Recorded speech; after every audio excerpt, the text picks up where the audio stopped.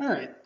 Well, I'm sitting here working on another video project because I wanted to compare the velocities between a revolver and the semi-auto. Two firearms I'm planning to use for that are these two right here. This is a Coonan 357 1911. This is a 586 Smith & Wesson 357. Now, there is one difference between the two, obviously, it's barrel length. This actually has a 3.5-inch barrel. This has a 6-inch. But as I was sitting there going over the information, I have a program, it's called Quick Load. I use that to help determine velocity and everything along those lines. Because you can input barrel lengths and everything like that. So as I was looking through the reloading book, the Hornady reloading book, I decided to input the information for a 158 grain bullet. And the powder I have to use is the Alliant 2400. And right here, I don't know if you can see it clearly enough, it says 14.3 grains. It's a yield of velocity at 1,200 feet per second. In their test firearm, if I remember correctly, right here, Colt Python, 8-inch barrel with a 1 in 16 twist.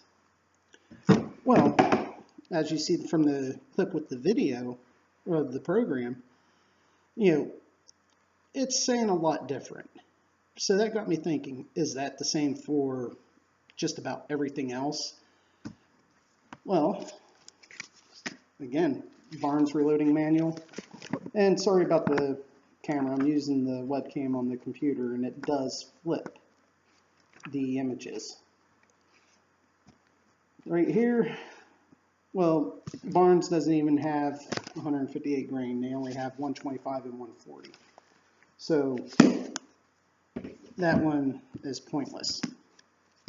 Speer. Theirs says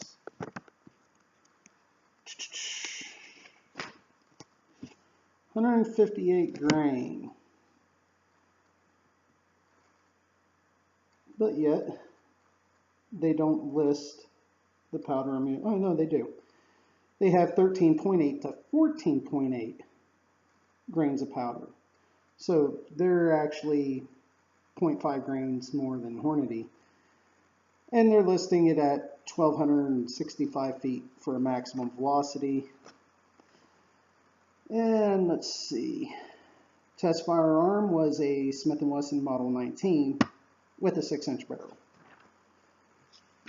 So we're going to find out how close that is. So 1265 for Speer. Well, what does Nosler have to say? We'll find out. Nosler, this was completely unplanned, but I think worthwhile. Nosler only has a 158 grain. Alliant 2400, 12.3 at the max, but yielding 1512. And they do not give a firearm type. They just say an 8.3 inch barrel. So I'm going to take it as that was a universal receiver. But on the other hand, Nosler is a little bit more kosher with stuff. Up here you get a little more information. They do say the case will hold 17.6 grains of water.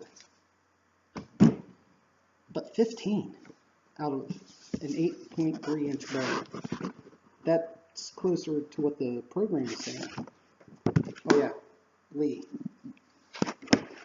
357, 357 Coates, 357 SIG, 357 Magnum, which is what I'm looking for, 158. Now, the nice thing is about Lee is they have several different sections for the bullets, and they actually have one specific for the 158 XTP bullets. All right.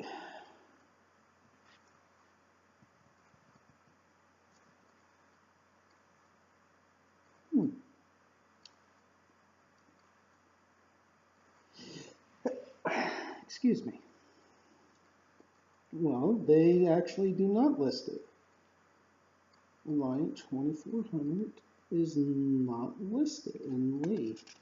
Let's see if it's under one of the other sections for 158.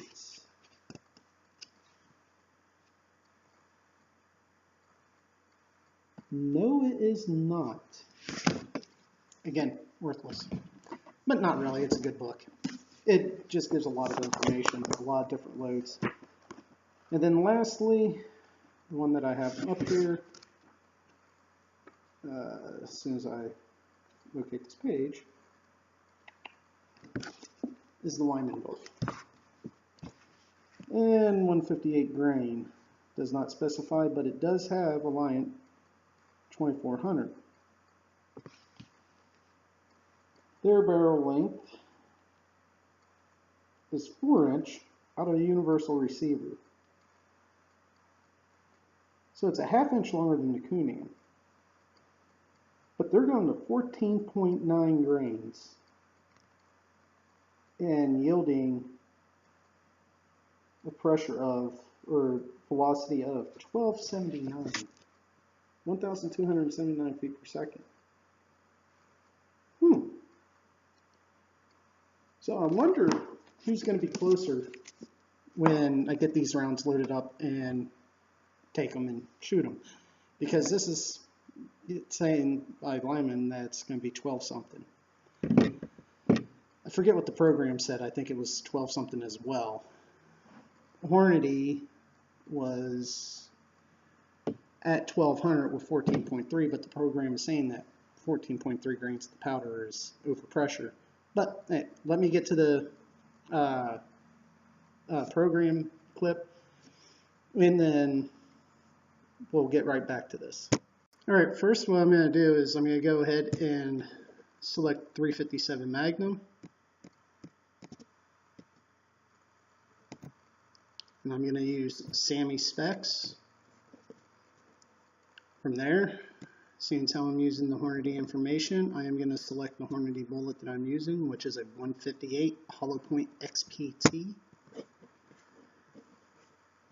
I'm going to be using Alliant powder, and I'm going to be loading it to 13 grains. Even though the Hornady book says that I can go to, 14.3 grains, I'm going to use 13 grains. Because when you look at this program, at 14.3 grains, it tells you that it's way over pressure, that it's 45,125 psi.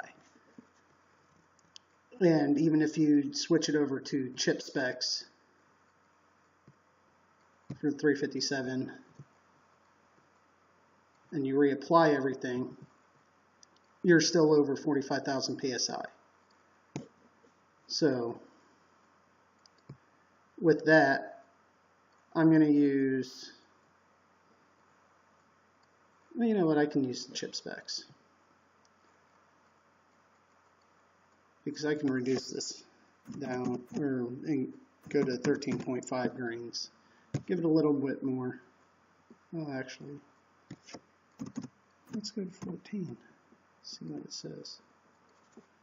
All right, with 14 grains of Reliant 2400 out of the 6" barrel, because the Smith & Wesson I am using, the program is saying that it should produce 1,488 feet per second, which is odd because the Hornady book is saying that 14.3 grains out of an 8" Colt Python is going to produce 1,200 feet per second.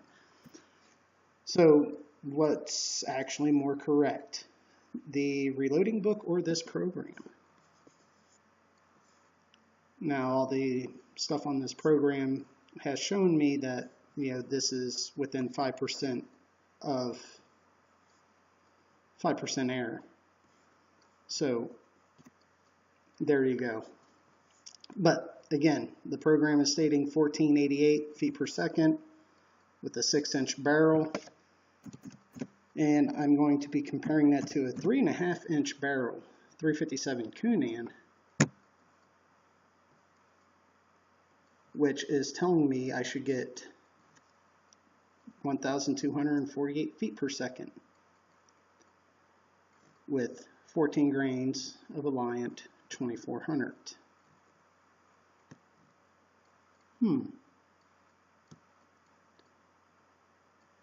I wonder if Hornady just had a real loose barrel when testing this. But we will find out. So, again, we're going to see if there's a loss with the Smith & Wesson 586. If there's a loss of any velocity at 1488 with the 6-inch because of it being a revolver with a cylinder gap. And we're going to see if the automatic, the Coonan, holds true at about 1,248 feet per second out of the 3.5-inch barrel because it's a semi-auto. Now, you may ask why there's such a large variance between the reloading books and the program. Well, from bullet company to bullet company, those that manufacture the bullets, such as Nosler, Speer, Hornady, Sierra, which I forgot my Sierra book, but there's a difference in construction of the bullets. You know, each company uses a different size jacket, or different size as in the thickness of the jacket, or they have a different lead alloy or even a different gilding metal alloy. You know, because they don't use a solid straight copper jacket, they use a copper and zinc alloy. But, you know, from company to company, each bullet is manufactured differently, as well as each bullet, even though it may say 357 for the size on the box of the bullets, if you sit there and you take a few of the bullets and measure them from one bullet to the next, you'll find there's maybe 1/1000th of an inch variance between bullets. Another reason that you'll notice a difference between these is the location of where the test firing happened. You know, some of the test firing happens in enclosed laboratories where everything is completely controlled, and then some of them might actually be done outside. You know, you don't know exactly the conditions, but I'm pretty sure that, you know, Hornady, Barnes, Lee, and so on, that a lot of them do both testing indoors in controlled environment as well as testing in the outdoors where it's a natural environment. Now, I don't know if they take the mean average data and, you know, average together and get a mean result, and that's what they publish. But, you know, if you were to go into the Hornady book, and at the front, in the section where it shows you about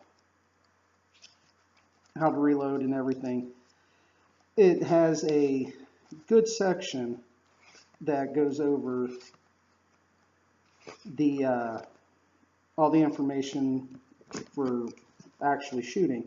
You know, it has a section on trajectory, ballistic coefficient, and then there's the one that we'll have to actually do with this because all this does affect it, and that's correction factors. You know, you got temperature, altitude, and everything else like that. But again, like I said, we'll find out who is more correct, whether it's Nosler at, what was it, 1520 with 12.3 grains, which we are over that load charge, or Lee, Hornady. So thank you for watching this video about the loading information for basically general reloading, and also for a quick preview into what's coming up with the use of the 357 mag. Thank you, and subscribe to Patreon.